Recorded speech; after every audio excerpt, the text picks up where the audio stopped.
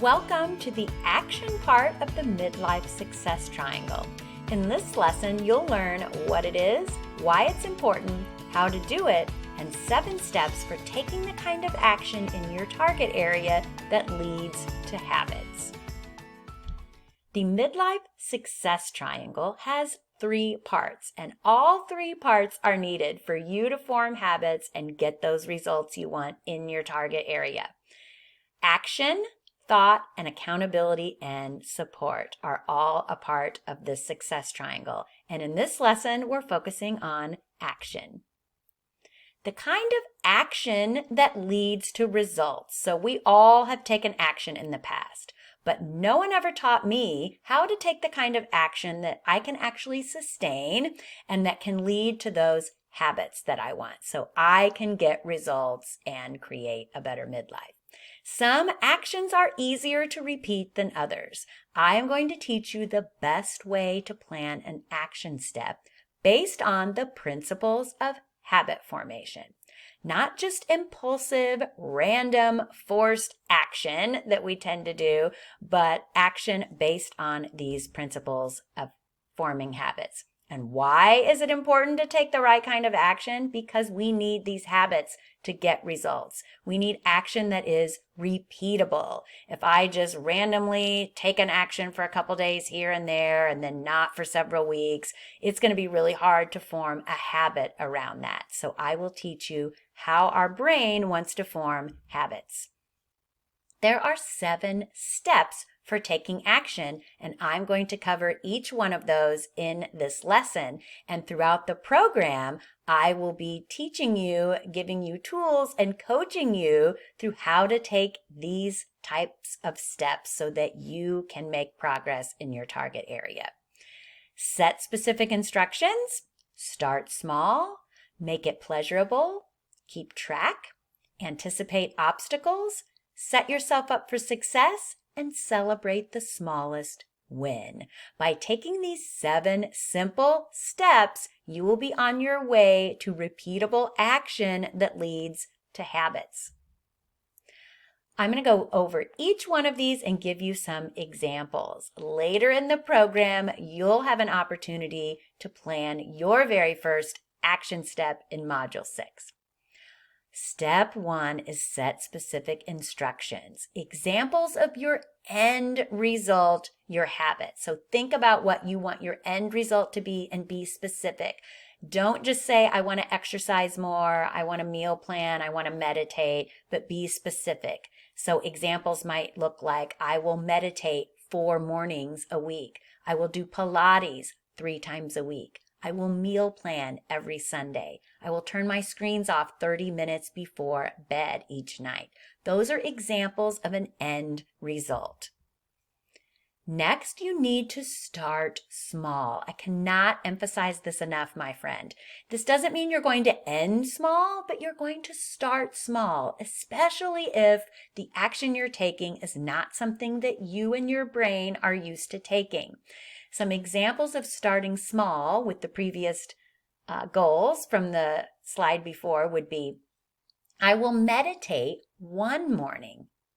The end goal is 4 mornings a week, but we're going to start small. I'll meditate 1 morning. I'll do Pilates 1 time. 3 times a week is the end goal, but we might start with 1 time a week, especially if you're not already doing Pilates on a regular basis.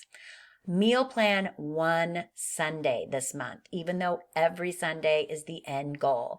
Turn my screens off 30 minutes before bed 1 night, even though every night is the end goal. It's very important to start small. It doesn't mean you'll end small.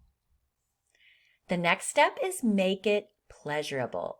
Habit loops are more easily formed when we enjoy the action. So make the action pleasurable. If you want to start meditating, then find meditations that you enjoy. If you want to start doing Pilates, for example, and you go to a Pilates class and you don't enjoy the instructor, or you find a Pilates video and you don't really like it, then don't start with that.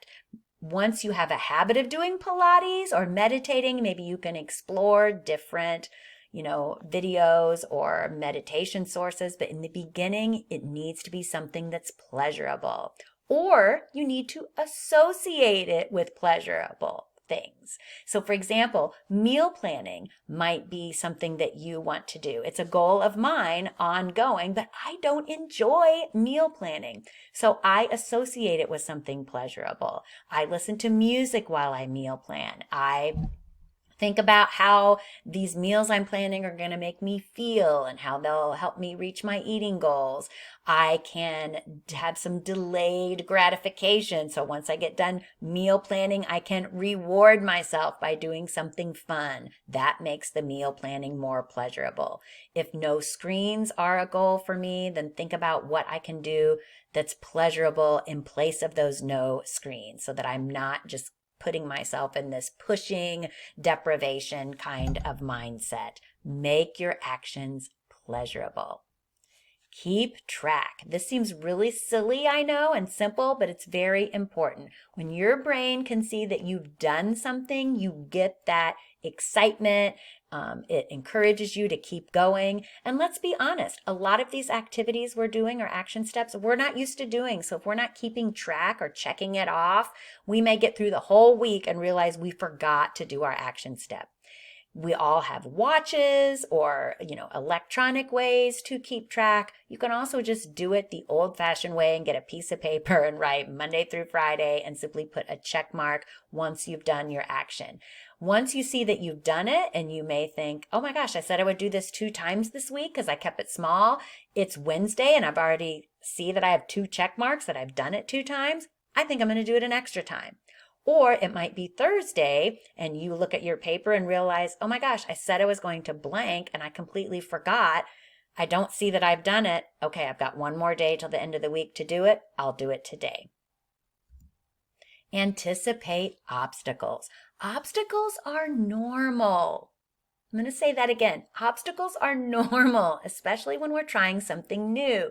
So the minute that we face an obstacle, we usually freak out and just give up or tell ourselves this negative story.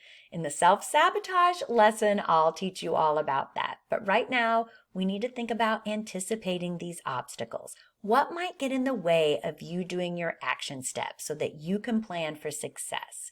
So if I want to start going to the gym in the morning, I need to anticipate the obstacle might be, I don't know where my shoes are, or I won't have time to get dressed. So what can I do to set myself up for success? Anticipating what might go wrong or prevent you from doing it will help you be successful. Because then you could do the next step, which is set yourself up for success. So what do you need to put into place to make follow through easy? So with my getting up and working out example, if an obstacle might be that I don't know where my clothes are or don't have my shoes, then I can set myself up for success. I can sleep in my clothes the night before. I can put my shoes by the door. If I've anticipated the obstacles, then I can set myself up for success. Celebrate your small wins. This is so important. Typically, we think, well, I'm not going to celebrate until I reach that end goal, but we need to celebrate every tiny step along the way. That is what helps form those habit loops.